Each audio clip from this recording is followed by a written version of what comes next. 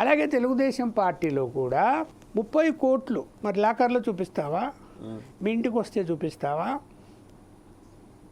అప్పుడు నీకు టికెట్ గ్యారెంటీగా ఇస్తాం. మరి ఎలా చెప్పగలిగింది పార్టీ వాళ్ళు? నాకే ఇప్పుడు నా క్యాండిడేటే నాకు చెప్పిండు. మరి ఎలా పేరు కూడా నేరుగా చెప్పచ్చు, శ్రీనివాస్ చౌదరి ఎందుకు వద్దులేండి, ఎందుకంటే పేరు ఇవన్నీ మనం చిత్తూరు జిల్లాకి పేరు చెప్పను కానీ ఆయనకు అర్థమయ్యేది వివాదం మనకు అవసరం లేదు. వాళ్ళ ఎందుకంటే జిల్లా మన మీద విశ్వాసంతో పెద్ద హాస్పిటల్స్, గ్రూప్ ఆఫ్ హాస్పిటల్స్ నడుపుతున్న ఒక దళిత నాయకుడిని తీసుకొచ్చి పెట్టారు. ఆయన పాపం పార్లమెంట్ కోసం ట్రై చేసుకుంటే 150 కోట్లు అంటే దండం పెట్టేస్తే, సరే అసెంబ్లీకి వచ్చేప్పటికి 80 కోట్లు అంటే దానికి సంసిద్ధమై ఒక 2 హాస్పిటల్ తాకట్టు పెట్టి డబ్బులు తీసుకొచ్చారు.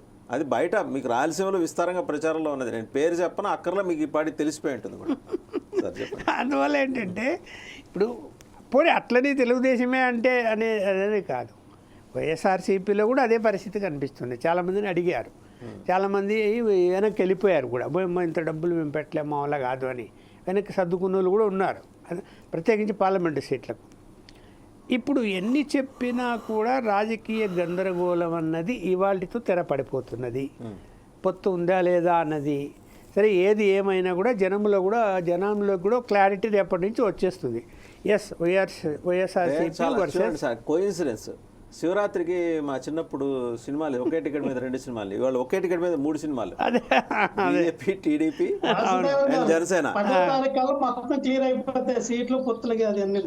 అయిపోతాయి. అందువల్ల ఏంటంటే క్లారిటీ వచ్చేసింది కాబట్టి జనము కూడా మైండ్లో ఫిక్స్ చేసుకుంటారు. ఇప్పుడు ప్రభుత్వ వ్యతిరేక ఓటు 3 పంచుకోవాలి అంటే కష్టం. ఇప్పుడు ఏముంది, ఇద్దరే, ఇప్పుడు అటు ఈ గ్రూప్కి వేయడమా, లేకపోతే జగన్మోహన్ రెడ్డికి వేయటమా. అందువల్ల ఏంటి, ఇక్కడ జనం మైండ్ కూడా రోజు రోజుకి ఫిక్స్ అవుతుంది. అయితే అభ్యర్థులను ప్రకటించిన తర్వాత అభ్యర్థుల వ్యవహారాన్ని శైలిని బట్టి కూడా ఓటర్స్ మైండ్ మారుతుంది. ఇప్పుడు పూర్తిగా ఇష్టం లేని అభ్యర్థి వచ్చాడు అనుకోండి, దోపిడీదారుడు వచ్చింది పెట్టారు, ఏ పార్టీ అయినా కానీ ఓట్లు వేస్తారు వాళ్ళు. కనీసం ఒక 10% ఓట్లు లేకపోతే ఎలా గెలుస్తాడు? అలా 10% మంది ఉంటారు కదా వ్యతిరేకించే వాళ్ళు. అందరూ వ్యతిరేకించకపోయినా ఇప్పుడు సామాన్య పౌరులు, పేద వర్గాల వాళ్ళు, వాళ్ళకేం పెద్ద సమస్య ఉండదు, వ్యతిరేకించకపోవచ్చేమో మనం వాళ్ళు. కానీ సఫర్ అయిన వాళ్ళు ఉంటారు వాళ్ళ వలన. ఇప్పుడు ఒక ఆయన, అరే నువ్వు బ్రహ్మాండం ఇల్లు కట్టుకున్నావే, ఇంటి విలువ ఎంత, 2.5 కోట్లు, ఒక 50 లక్షలు ఇస్తారా ఇల్లు ఇచ్చేసి. ఇది కదా దోపిడీ జరిగింది.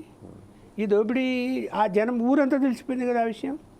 తెలిసిపోయినప్పుడు ఊరంతా ఏమనుకుంటారు, రేపొద్దు నీళ్ళు మళ్ళీ వస్తే ఇంకా దోచుకుంటారు, మమ్మల్ని కూడా దోచుకుంటారేమో, మా ఇల్లు కూడా కావాలంటాడేమో, లేదంటే నా భూములు కావాలంటాడేమో అని భయపడుతున్న వాతావరణం ఏర్పడింది కదా. అది తప్పు కదా. అలాంటి నాయకులు దాన్ని నేను జగన్మోహన్ రెడ్డికి ఆపాదించను. తెలుసో తెలియదో మనం తెలీదు ఆయనకు. తెలిస్తే ఊరుకుంటాడని నేనైతే అనుకోవటం లేదు. దండిస్తాడు, అలా చేయకూడదని చెప్పొచ్చేమో. ఎందుకంటే ఎన్నికైన ఒక 20 రోజులకే ఒక శాసనసభ్యుడు ఒక కాంట్రాక్టర్ దగ్గర బెదిరించి డబ్బులు తీసుకున్నాడు. జగన్మోహన్ రెడ్డి గారికి తెలిసి ఇమ్మీడియట్గా పిలిపించి ఆ డబ్బులు వాపసు ఇప్పించాడు. అది అందరికీ తెలుసు.